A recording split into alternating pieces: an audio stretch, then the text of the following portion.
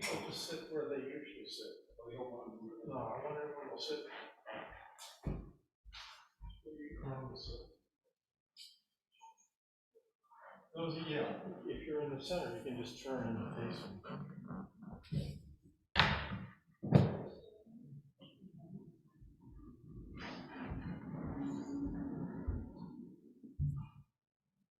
Make sure you still keep spread apart so your social distancing.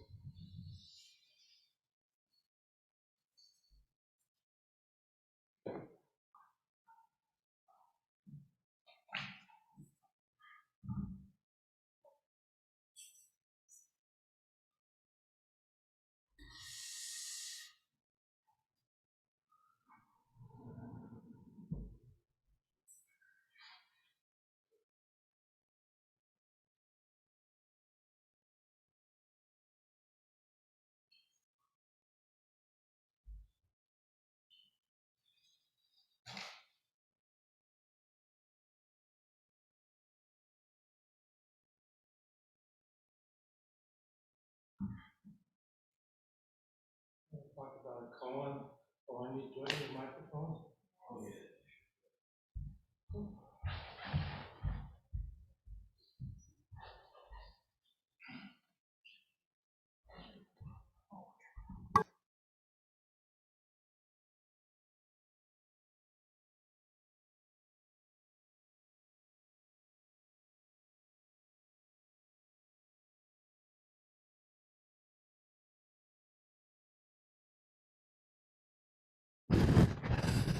Testing 1, 2, 3. Can you hear me? Okay. You can all hear me too, right? So I'm going to talk about a koan this morning. It's case 19 from the Gateless Gate, or the Mumonkan. Ordinary mind is the way. Joshu earnestly asked Nansen, "What is the way?" Nansen answered, "The ordinary mind is the way." Joshu asked, "Should I direct myself toward it or not?" Nansen said, "If you try to turn toward it, you go against it." Joshu asked, "If I do not try to turn toward it, how can I know that it is the way?" Nansen answered, "The way does not belong to knowing or not knowing. Knowing is delusion. Not knowing is a blank consciousness. When you have really reached the true way beyond all doubt, you will find it as vast and boundless as the great empty firmament. How can it be talked about on the level of right and wrong?" At these words, Joshu was suddenly enlightened. And then Mumon's verse. The spring flowers, the moon in autumn, the cool breezes of summer, the winter's snow. If idle concerns do not cloud the mind, this is man's happiest season.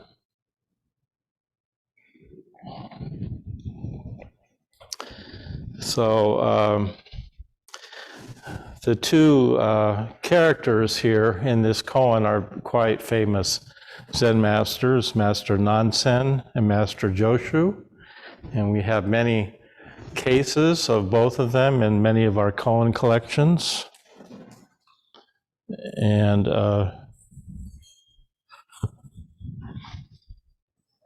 Nansen was a successor of Matsu. And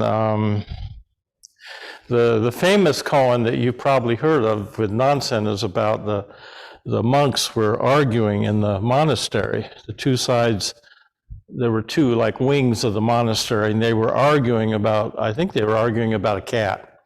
It doesn't matter. They were arguing anyway, and Nansen grabbed a cat and held it up and said, "If you can say anything, I'll spare the cat."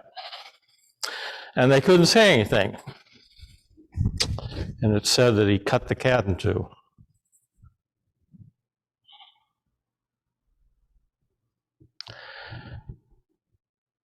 when I was studying at the Zen Center Los Angeles, I ordained in my early 20s. I was very immature in so many ways, and my father had died the year before from a lymphoma, but my mother was still alive, and my mother was, well, she was schizophrenic, but she was also a deeply religious person. So she wasn't totally dead set that I was becoming a Buddhist priest, but she was a little concerned. And she read something about Zen somewhere about this nonsense cutting a cat in two. And I remember we were talking to Maizumi Roshi before my ordination, and she says, I'm a little concerned about this Zen. Is my son going to go around the neighborhood killing cats? And I don't remember exactly what Maizumi Roshi said, but he charmed her. You know, maybe he said something like, since your son's been at the Zen Center, no cats have disappeared yet, and we still got the same number of dogs here too, so. But, you know, these koans are sometimes like the stuff of folk stories and folk fairy tales, and, you know, there's a lot of violence in Grimm's fairy tales. Kids actually love this kind of stuff. Adults, we get a little upset when we hear about it. We don't know if he actually cut the cat in two, but, you know, we're arguing as a country now about all kinds of stuff, aren't we? We are so divided. Aren't we cutting the cat in two on so many levels? Aren't there consequences when we argue and are divided?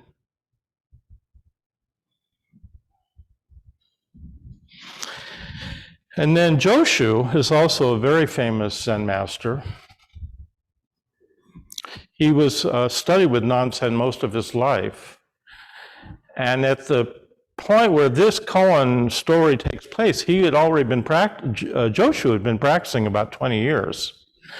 And he practiced another 20 years with Nansen, and then Nansen passed. So Joshu would have been about 60.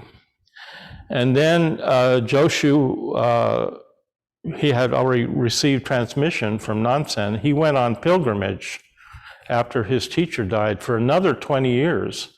And he declared when he went on pilgrimage, if I meet a 5-year-old that can teach me the Dharma, I'll study with him. If I meet a 100-year-old man that needs teaching, I'll teach him. And in filial China, that's a pretty radical thing to say.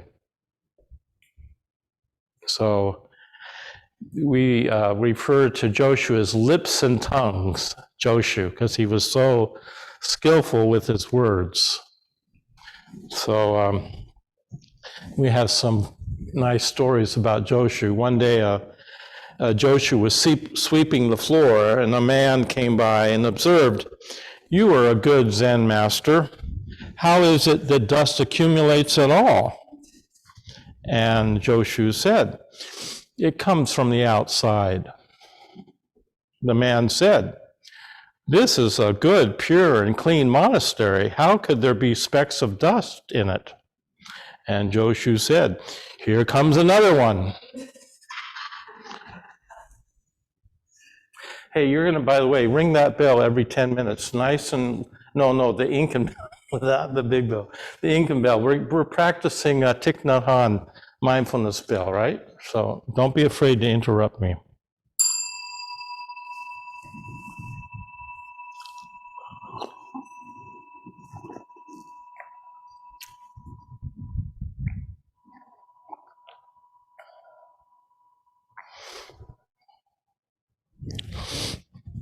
And then there's one other story I like of Joshu.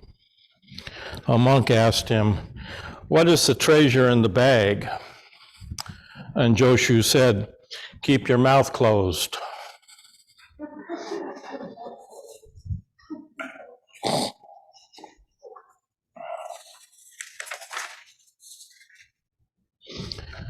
So can you imagine, Joshu's been practicing for 20 years, and he asks his teacher, "What is the way?" That's such a wonderful question. What is the way? And you know, this word way in Chinese is Dao. We translate it into English as way, so we often speak of the Buddha way, and that sounds like it's something real meaningful in terms of Buddha, you know, it's something Buddhist, but actually we now translate it as the Buddha Dao. And we know that Taoism had a huge influence on Chan, on the development of Zen in China. And Nansen answers Joshu. He says, ordinary mind is the way.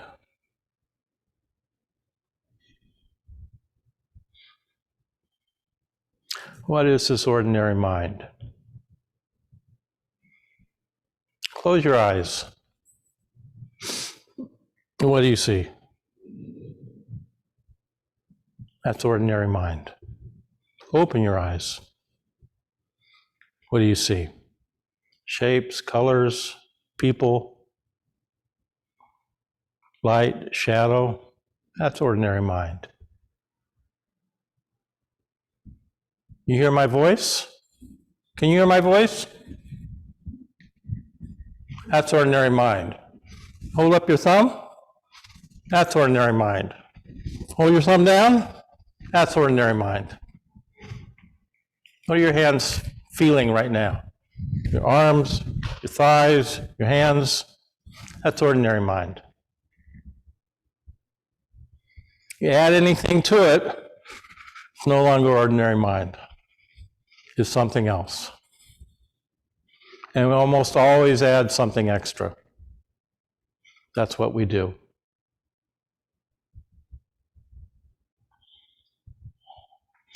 And once you try to say what it is, it's no longer ordinary mind.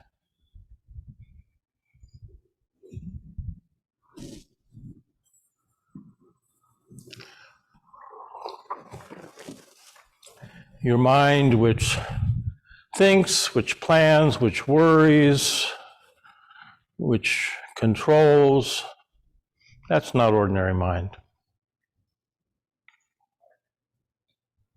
You know, the character for mind, by the way, in Chinese, Shin, it's in my Dharma name, Joshin, means mind, heart. And we talk so much about mind here. It's easy to think that Buddhism has something to do with, clarity, which it does, but it also has a lot to do with the heart. As Sensei demonstrated so well yesterday in her Dharma talk. This is a way of the heart.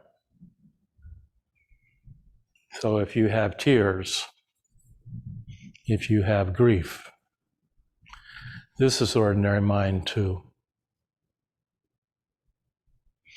If you are struggling in a relationship, this is ordinary mind.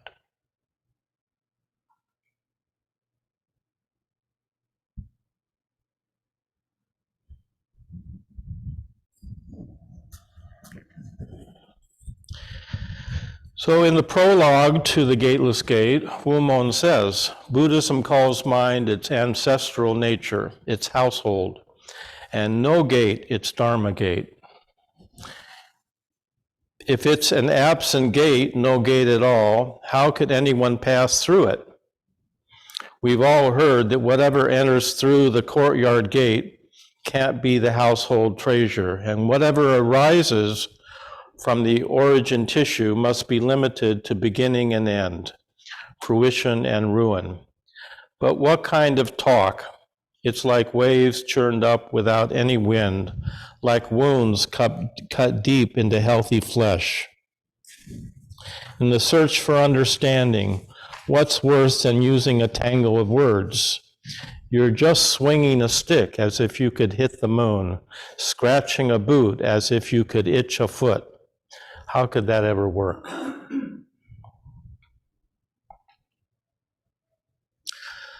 So now Joshu asks a really good question of his teacher. Nansen has just said, the way is ordinary mind. And Joshu says, should I direct myself toward it or not? What a wonderful question. What do you think?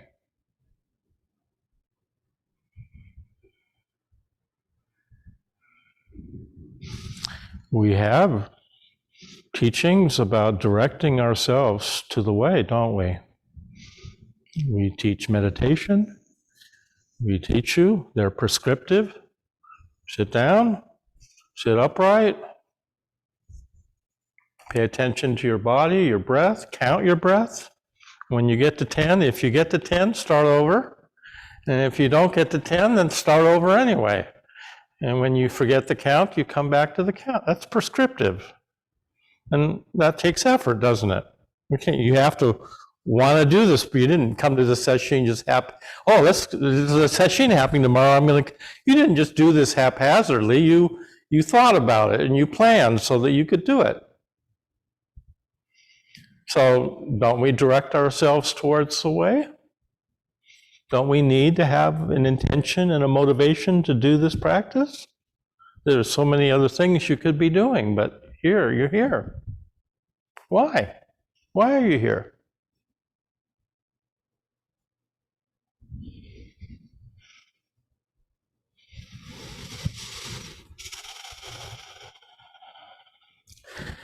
So, Nansen answers Joshu.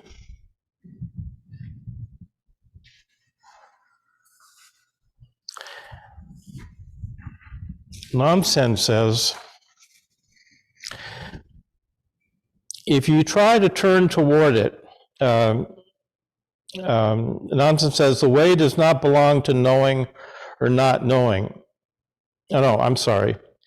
Joshu asks, should I direct myself toward it or not? And Nansen says, if you try to turn toward it, you go against it. Aren't we trying to turn towards mindfulness? Towards being in the present? We're always talking about being present. Could you be anywhere else? Don't be present right now. Don't be here now. Be somewhere else.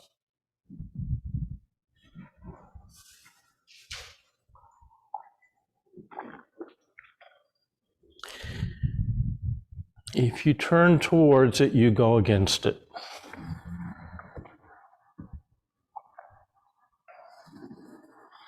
And now Joshu asks another great question.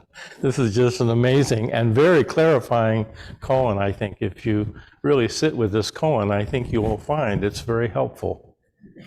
Joshu says, if I do not try to turn toward it, how can I know that it is the way? Yeah. And Nansen, crystal clear, says, the way does not belong to knowing or not knowing.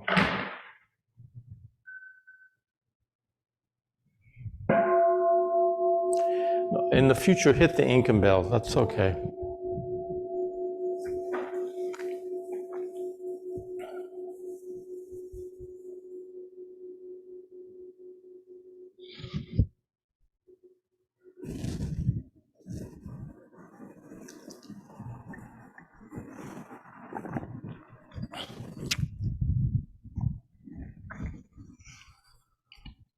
Do you have to know anything to hear my voice? Do you have to know anything to hear a bird singing? Or the cars on the street outside? Once you name it as a car, now you know it's a car. But before you named it, was there any knowing involved in hearing that sound?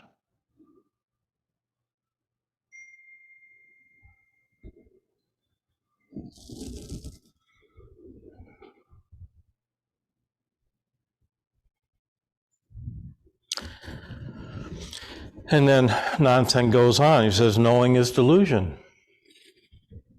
Not knowing is a blank consciousness.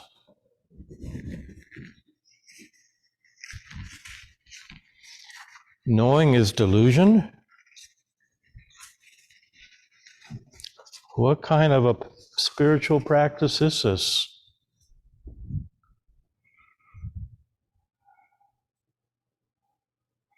Ordinary mind. What gets in the way is our knowing, our thinking. We get in the way. And it's always here. Ordinary mind has always been here.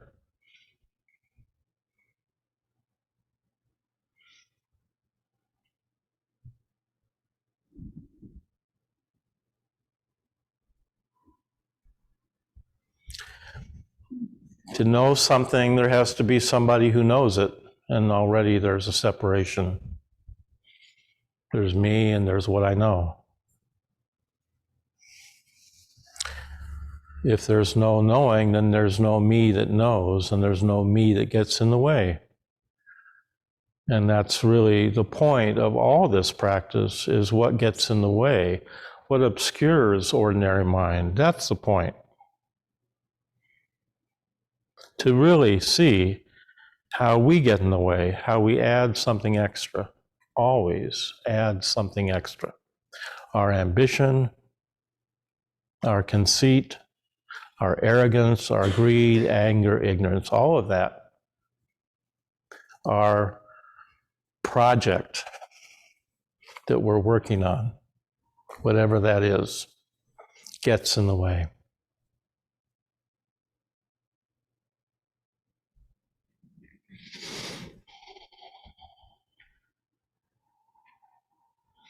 So it's our ego, our self, is what gets in the way.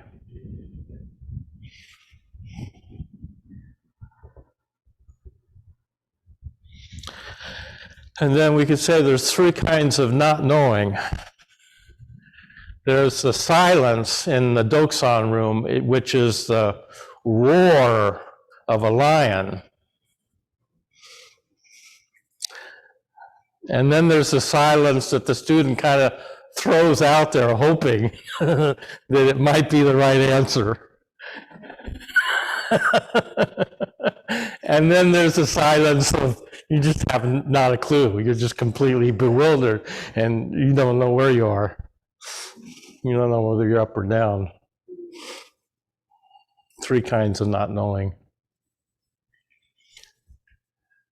Not knowing doesn't mean there isn't discernment.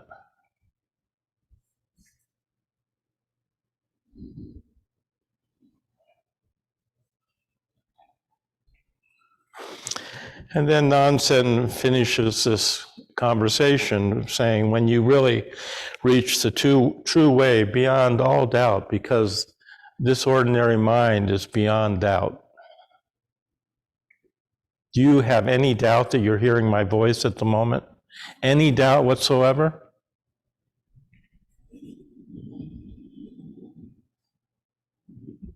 Ordinary mind. Doubt gets in the way of appreciating ordinary mind. Our doubt gets in the way. I'm not good enough. I'm not adequate enough. I haven't practiced enough meditation. Our culture teaches us loathing, loneliness, disappointment, how to be a good consumer.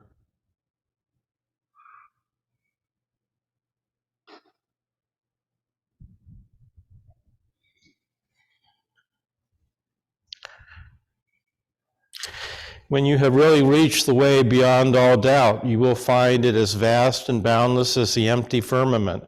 How can it be talked about on the level of right and wrong?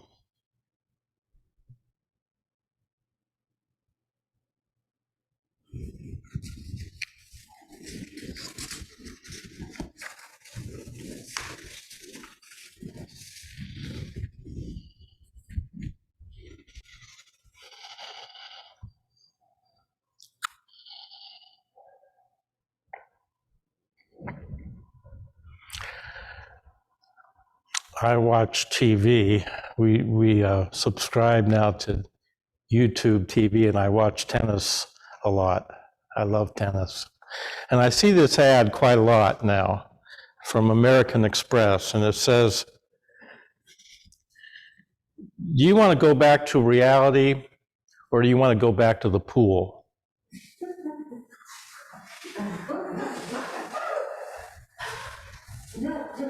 Every time I hear that, it just floors me. I just take a double take. Where am I? But I know what they're talking about. I know they got me hooked because we go to Mexico and we go to these hotels and they have bars in the pool. You can sit on a bench in the pool and get the margarita in the pool. And I spend a lot of time in those pools, so I know exactly what they mean. But did I ever think I was leaving reality to go to the pool? Did I ever think when I drink a margarita I'm leaving reality?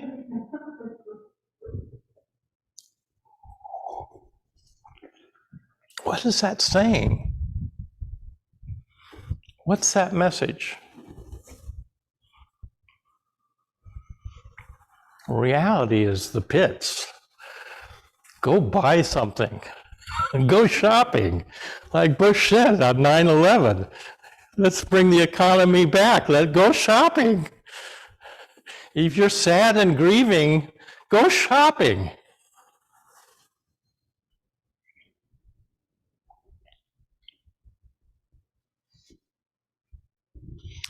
Ordinary mind is reality as it is. Why would we want anything else? Or how could anything be improved on that?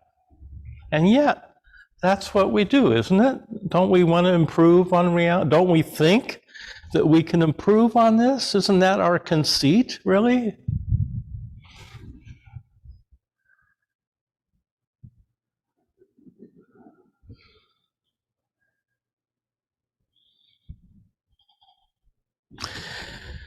This is what one of my teachers, Trungpa Rinpoche, called a setting sun vision.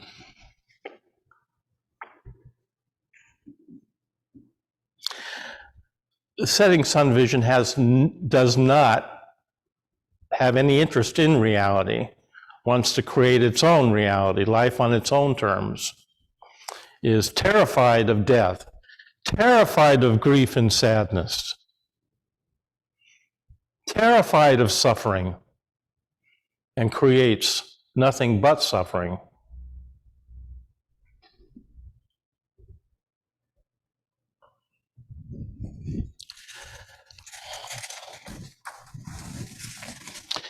We've been taught that reality is dissatisfying.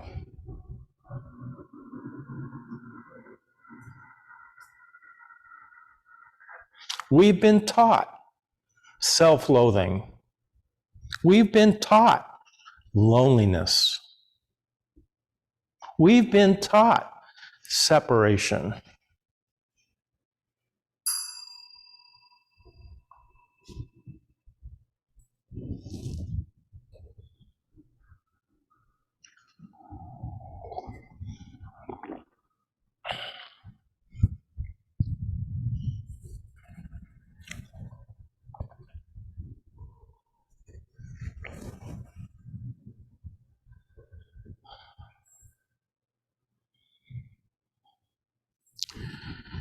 So this world of the setting sun vision that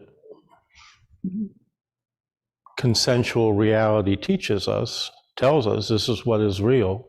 The material world, we're nothing but material forms separated from each other.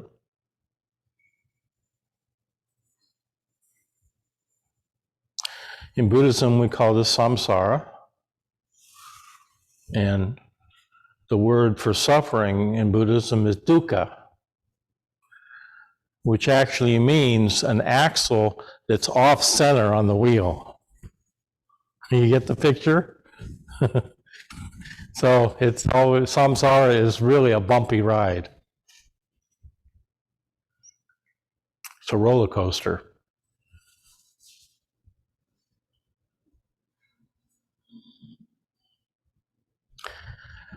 So how could we improve on ordinary mind? And why would we want something more than ordinary mind?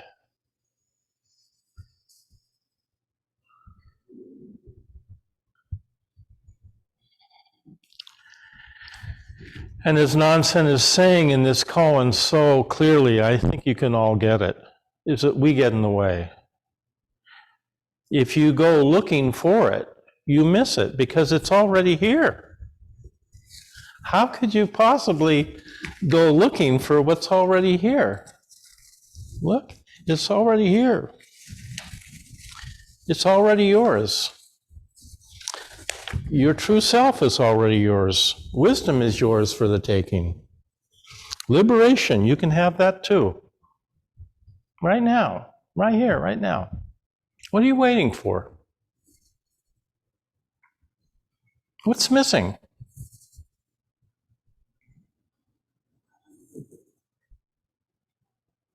What's lacking? Nonsense not holding anything back. He's telling us just exactly how it is.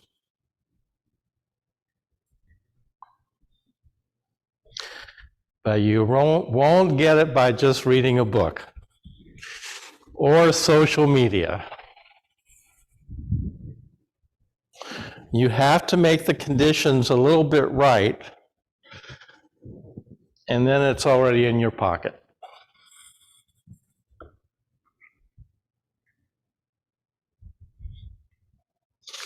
But you do need to practice. You do need to engage with this ordinary mind in order to appreciate it and see it and value it. Otherwise, nothing happens. And then you just keep chasing. You keep chasing something else. Always chasing after something else. So sad.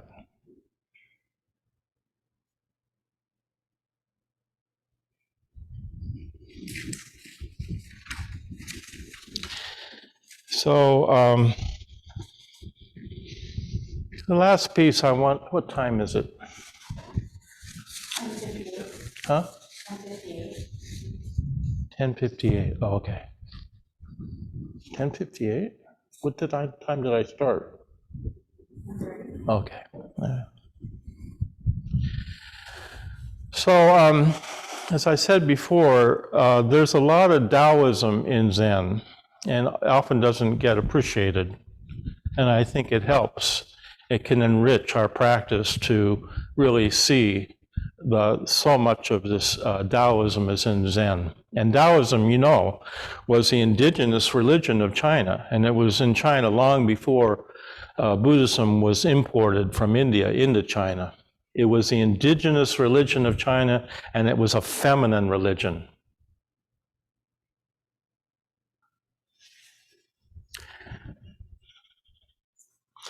So, Taoism, they talk about yin and yang, yin being female, yang being male, but here, yin and yang, we all have both, whether we're male or female, right? And the Taoists are very clear about this. They said, stay on the yin side of things if you can. And when you need to do something that requires that kind of yang energy, go do it. But when you're done doing it, go back to the yin side, because the yin side is receptive. The yin side can always see the other side of yang. But when you're on the yang side, you tend to get carried away.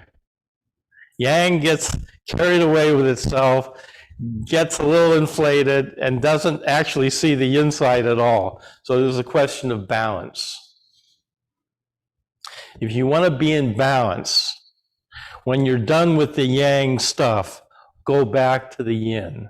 Does that make sense? And they say it over and over again in the Tao Te Ching. Here's an example from the Tao Te Ching.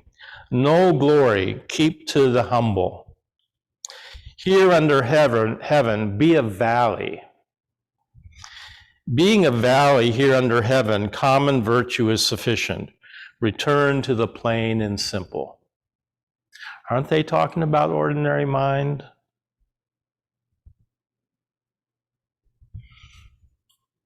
The valley. Yeah, we like to climb mountains, and maybe if you have a lot of money, you can build a house on the top of a mountain, but what an arrogant thing to do. How arrogant is that? The valley is where we live. That's where the schools are. That's where the farms are. That's where people grow food. Valley is where we live. That's where the domestic life is. We live in the valleys. We don't live on the top of mountains.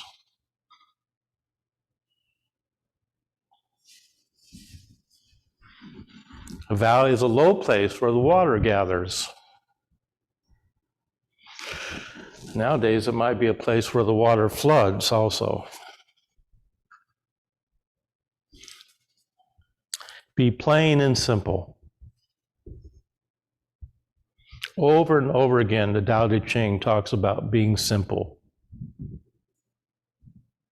being ordinary. Be satisfied with what you have here. It's already here. Don't go looking for it somewhere else.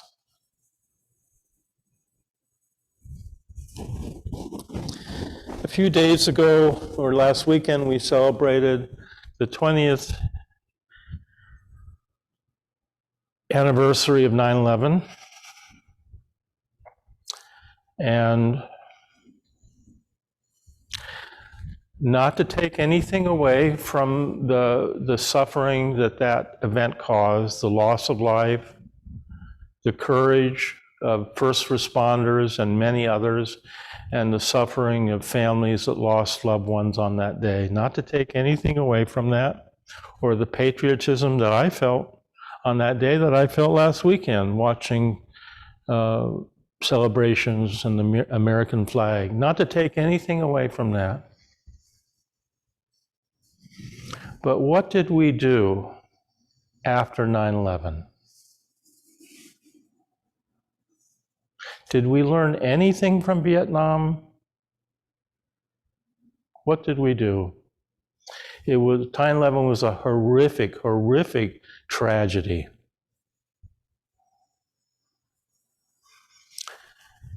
And I was in Paris at the time finishing a workshop with Bernie, and we were at a Zen Center. June was on a plane over the Atlantic.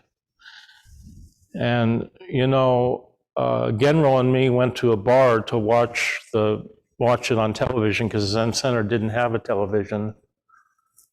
And the French people were very sympathetic to us as Americans, and they're not always so sympathetic to Americans, but then I felt their sympathy. And we were helpless, weren't we? We felt helpless, we felt vulnerable. Finally, war had come to our own shores.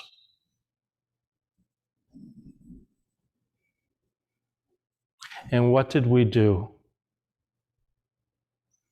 What did we do with our grief? Huh? We went shopping. We went shopping. We also took all the power of our technology, all the power, all our anger, all our wrath, and wreaked vengeance on people in the Middle East.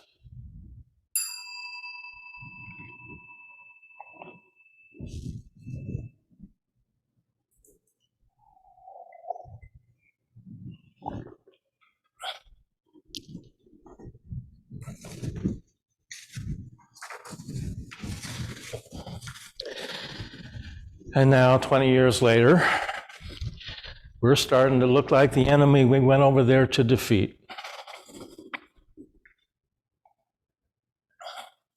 Men come home from war, where they went to conquer evil. They come home broken to be taken care of by women.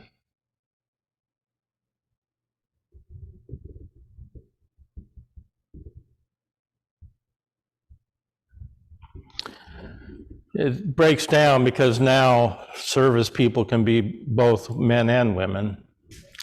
But it's still, I think, the feminine that's the first thing that gets attacked when we go to war. We go to war with the feminine. We pass laws that allow people to actually hunt women if they get an abortion. What is that? What kind of violence is that?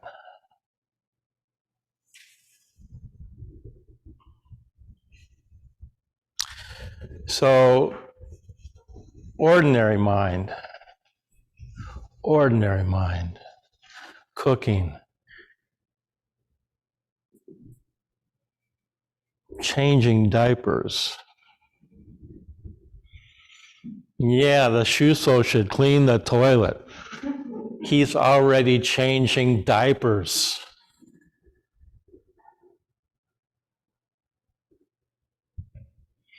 Cooking, cleaning.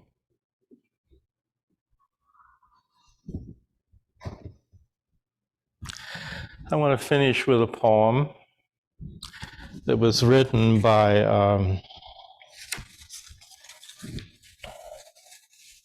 Joy Harjo, and it was written just a little bit over a month after 9/11 happened.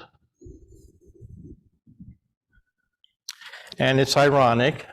She could be talking about 9/11, but I think she's talking about what we did to indigenous people in our country hundreds of years ago.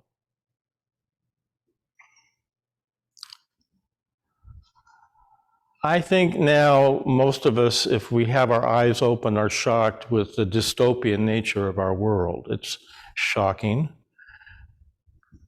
We're shocked with what's happening to the planet, and it's unraveling before our eyes right here, right now.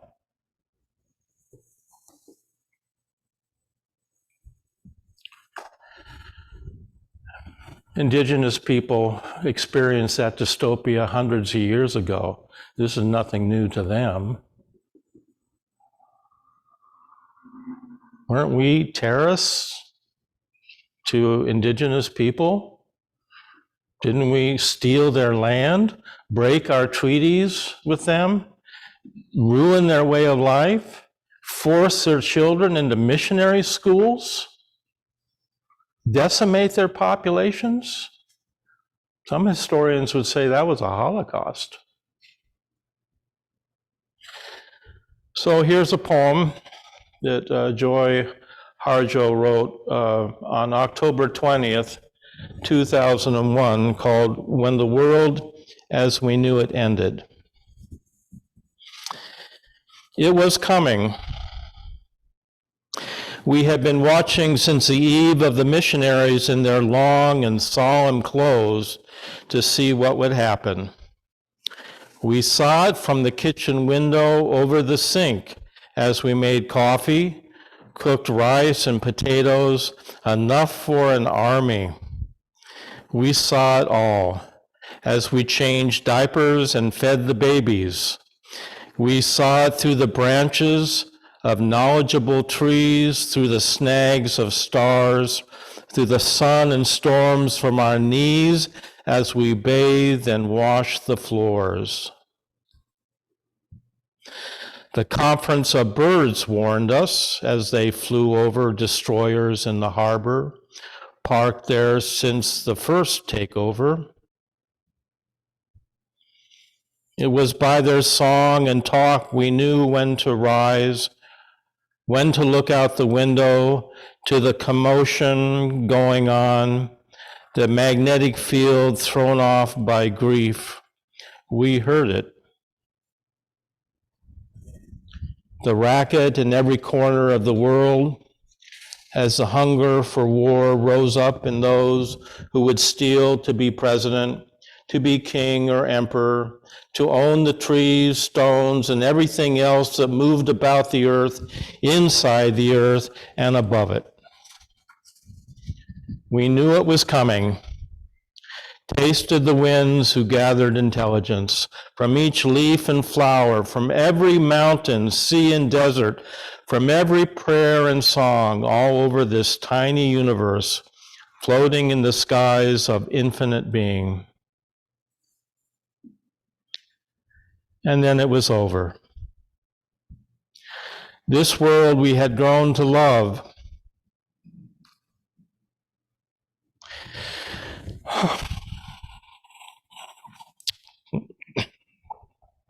For its sweet grasses.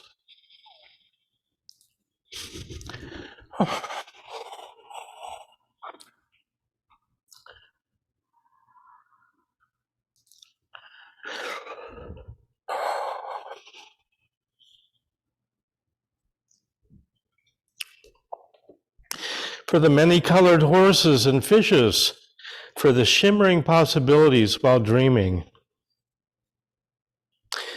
But then there were the seeds to plant and the babies who needed milk and comforting, and someone picked up a guitar or ukulele from the rubble and began to sing about the light flutter that kicked beneath the skin of the earth we felt there. Beneath us, the warm animal, a song being born between the legs of her, a poem.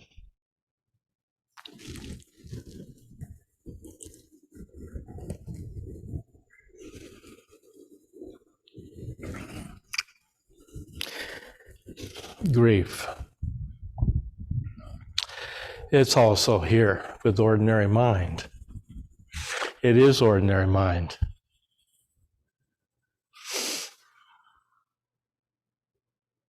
There is our private grief, and then there's our collective grief. You remember the pictures of the oil leaking into the Gulf of Mexico? That is grief.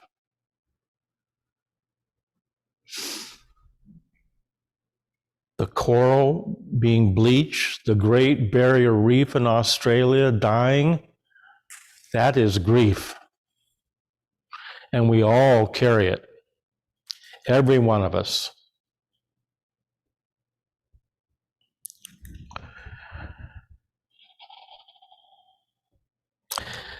Suffering can bond us to a greater trust or to a greater divide.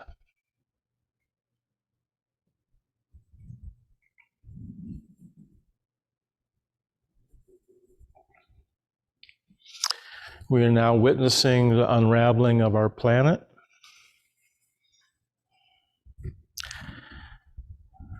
The death of ecosystems that support life, of watersheds, that support whole ways of life and fisheries and salmon, and it goes on and on.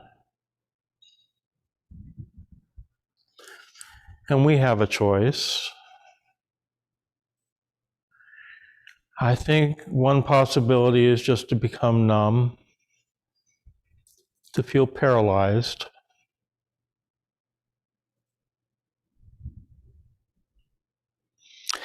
And the other possibility in the urgency of the moment is a kind of panic, a social hysteria, which we see in spades right now. In a pandemic, people behaving poorly. People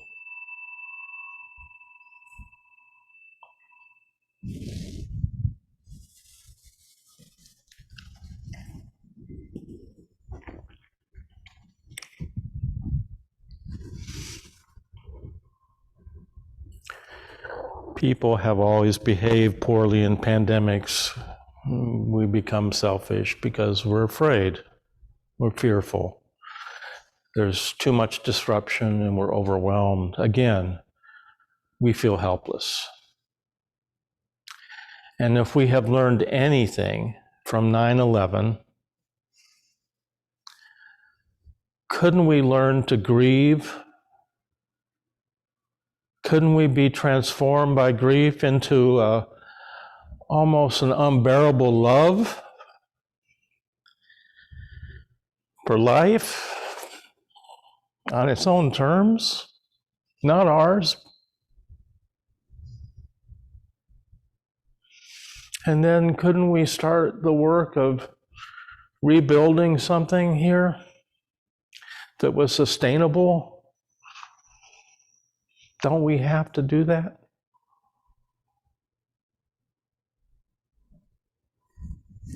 So don't let the urgency of the moment deprive you of your capacity to let life through, to love life,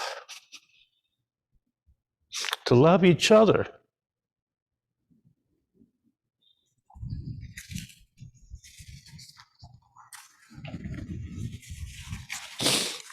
I got one other poem, and I'll stop. This is a poem. I love Rilke. You can never go wrong with Rilke. So, you've probably heard this before. So moving. Quiet friend who has come so far, feel how your breathing makes more space around you. Let this darkness be a bell tower, and you the bell as you ring. What batters you becomes your strength. Move back and forth into the change. What is it like, such intensity of pain? If the drink is bitter, turn yourself to wine. In this uncontainable night, be the mystery at the crossroads of your senses, the meaning discovered there. And if the world has ceased to hear you, say to the silent earth, I flow. Say to the rushing river, speak, I am.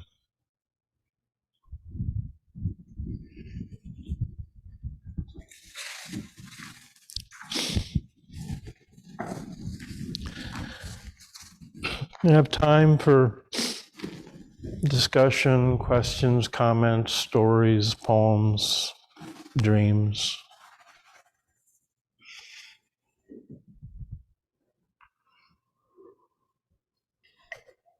Anybody have anything to say?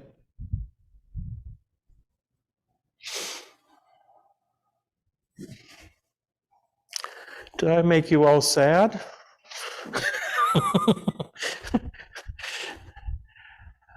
Sadness can bring joy if we're open. If we open to our tears, we find ordinary mind right here where we are, and we find here joy too, and love, and life.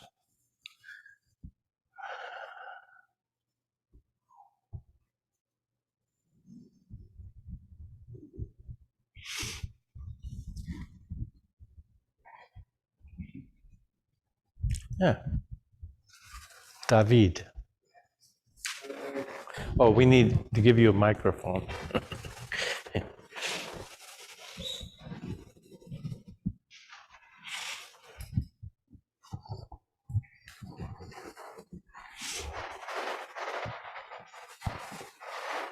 So yeah. Sorry, I was still thinking of that poor cat. I'm still serious and thinking about that poor cat. Uh-huh. Yeah. Yeah, the poor cat. Yeah.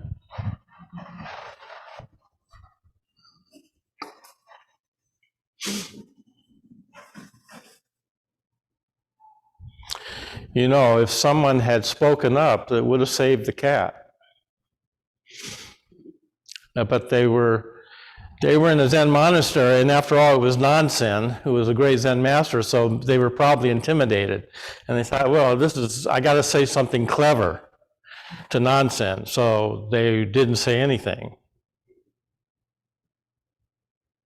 Or they were so caught up in invested in their argument and their point of view, they couldn't say anything. And Nansen killed the cat.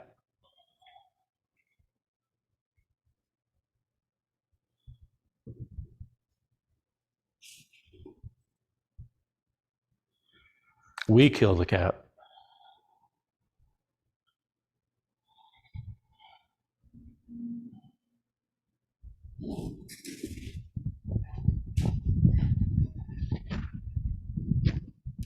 As companion to a new kitten. Take your mask off so I can hear you, Jigen.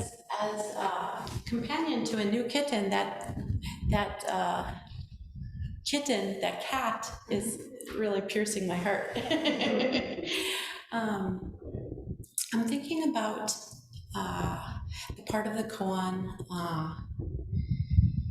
knowing is a delusion and not knowing is blank consciousness. Mm-hmm.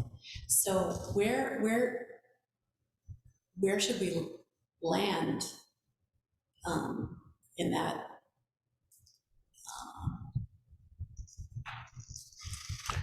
Where are you right now?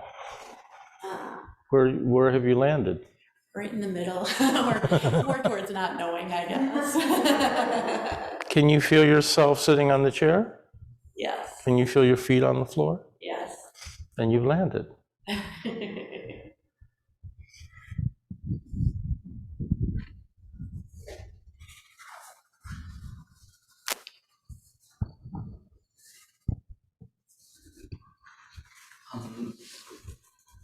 So far during the retreat, I've had a realization that, hearing you speaking, that ordinary mind is doing something for the first time over and over and over again,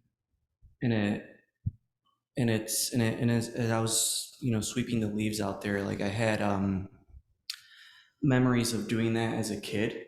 Mm-hmm. But when I used to do it as a kid, it wasn't.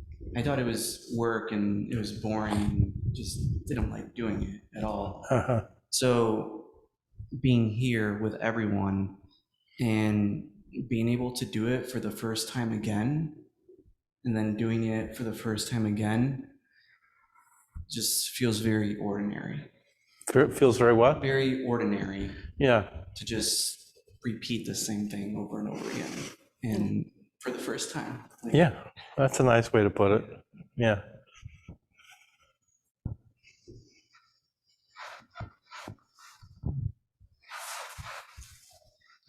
In speaking to the koan, you had said that not knowing is not without discernment. Can you speak a little more, elaborate on that? Not knowing involves discernment because it's clear seeing. It's not, you're not imposing yourself on the knowing. You don't need to understand anything to hear my voice.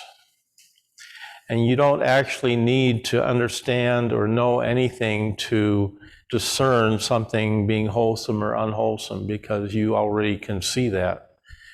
It's a question of trusting life. It's a question of trusting the larger who you are, which is so much larger than who you think you are. So when you really let go into this kind of, into not knowing, you actually find that you're here in a way that's on the spot, and then you can see what is clear, what is confused, what is wholesome, what is not. You can discern that. You do not have to actually think about that to see it. And that's a kind of discernment that's what we mean by prajna wisdom. When you don't have self-referential ego, you're constantly dredging that up, then when you let go of that, then instead of the self-referential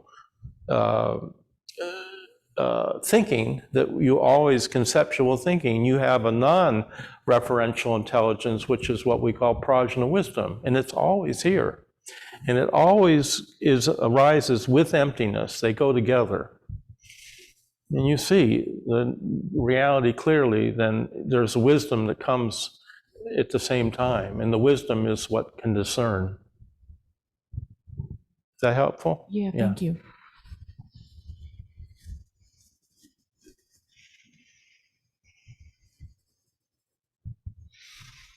Anybody online want to say something? Patrick? Hi. Hey, Roshi. Hi, everybody. During the talk, there was one of the during one of the mindfulness spells, and there was quiet. I live in a corner where there's a lot of children walking by, and I live close to the train. But I heard in one of the quiet times a child yell and a train going by, and it was like I'd never heard it before. It was extremely powerful. Just being in the quiet, I was able to appreciate it in a way that I never had been able to before. Yeah. Yeah, the train doesn't need your naming of it to be a train. So that's what we're saying. This ordinary mind is and sees things, hears things, perceives things directly without any intervening interpretation of what is taking place. Yeah. We have so many opportunities to appreciate ordinary mind. Oh my gosh. Jackie? When you said, there's no doubt that I hear your voice, Mm-hmm.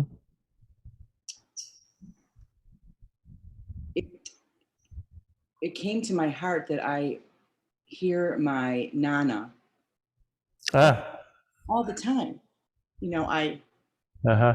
I still use her pot, you know, to make meals. And, you know, I hear her telling me, you know, just a sprinkle, you know, stir that again. I hear it. I hear it inside me. And yeah, it's like that. There's no doubt that I hear her. Yeah, no doubt.